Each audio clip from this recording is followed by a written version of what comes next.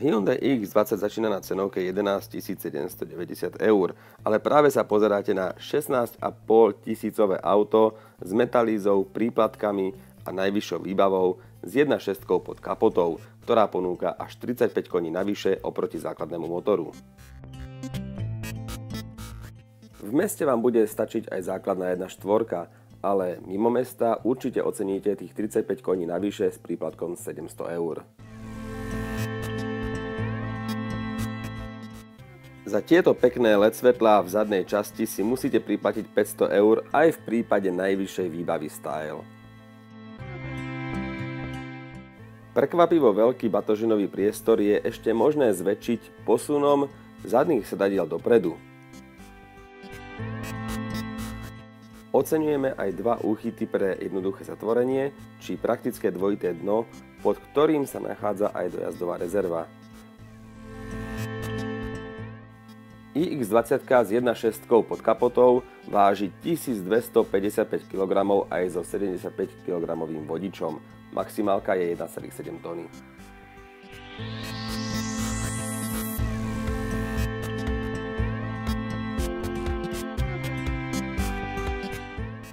V kufri okrem iného potešia aj háčiky pre upevnenie sieťového programu.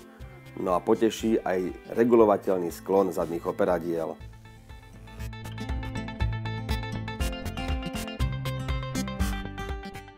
Na zadných sedadlách je prekvapivo veľa priestoru, nechýba v tejto výbave ani lakťová opierka a poteší nulový tunel pod nohami stredného cestujúceho. Hyundai musíme pochváliť aj za to, že sa spolu so sklonom operadiel mení aj sklon sedákov.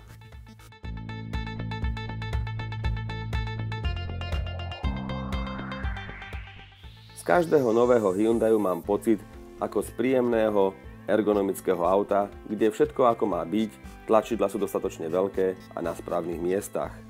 To isté musím povedať aj o prístrojovom paneli, kde sa zbytočne nešetrilo a aj digitálne ukazovatele stavu paliva v nádrži alebo teploty motora majú dostatočný počet dielikov. Určite pouvažujte nad priplatením si za vyhrievaný volant, ktorý oceníte najmä v chladných dňoch a možno aj viac než vyhrievanie sedadiel.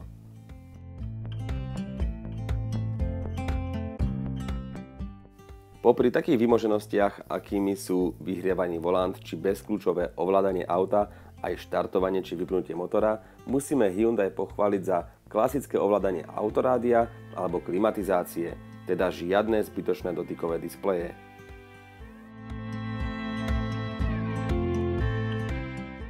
V roku 2015 by si to však už pýtalo automatické dojazdy všetkých okien, nielen toho vodičovho.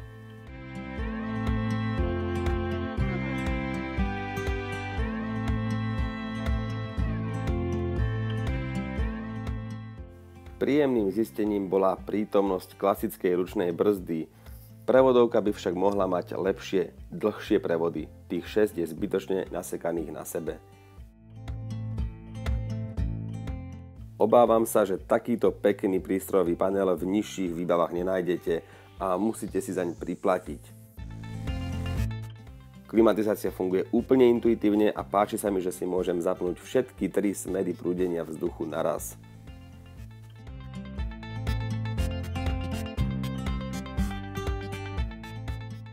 Jednotné, zladené, modré podsvietenie narúšajú celkom logicky napríklad indikátory vyhrievania sedadiel. Displej môžete zhasnúť, takže počas nočnej jazdy vám nemusí svietiť do očí. Inak je ovládanie autorádia tiež úplne intuitívne a otázkou len pár hodín zvykania si. Nad autorádiom sa nachádza skupinka praktických prvkov, ovládanie uzamykania, výstražný trojuholník a praktické hodiny s ukazovateľom vonkajšej teploty, ktoré môžete kedykoľvek ľahko nastaviť, napríklad pri posune času a nemusíte sa tak trápiť s rôznymi nastaveniami multimediálneho systému či prístrojového panela, ako je tomu na iných autách. Na iX20 ma sklamala odvážnejšia cenovka, najmä vyšších výbav, potom vrzganie interiéru a prevodovka, ktorá aj tú 1.6 predurčuje skôr do mesta, kde tá 1.4 bude úplne stačiť. Vo všeobecnosti je však iX20 veľmi príjemné a praktické auto, ktoré na malom pôdoryse ponúka veľkorysý priestor, nielen v kufri, ale aj na zadných sedadlách, ktoré sú posuvné. Takže vo svojej kategórii si vašu pozornosť určite zaslúži.